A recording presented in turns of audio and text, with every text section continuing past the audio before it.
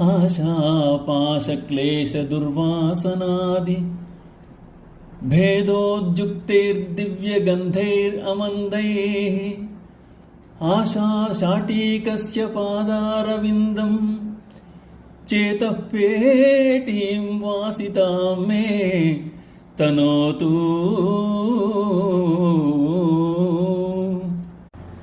దిగంబరుడైన పరమేశ్వరుని యొక్క పాదపద్మము నా చిత్తపేటికి అందలి ఆశాపాశములు పంచక్లేశములు మొదలగు దుష్ట సంస్కారములను దుర్వాసములను అడిచి దివ్యములైన సువాసనతో నింపుగాక.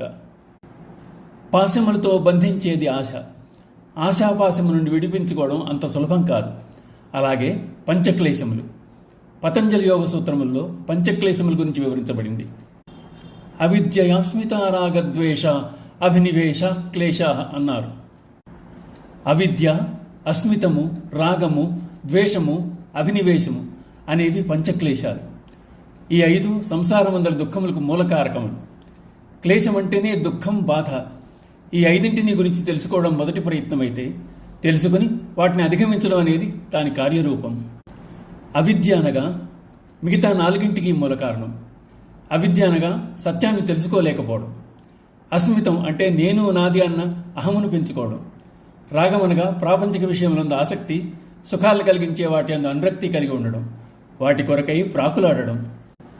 ఇష్టం లేని వారి మీద కలిగి ఉండే భావమే ద్వేషం.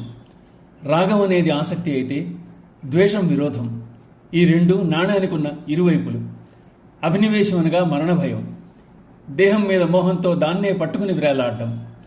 ఈ పంచక్లేశములను అణిచి ఉంచడంలో విఫలమైన దుర్యోధనుడు కౌరవవంశ పతనానికి కారణమయ్యాడు. అందుచేత చిత్తము ఆశాపాశములందు పంచక్లేశములతోనూ బంధింపబడి ఉంది.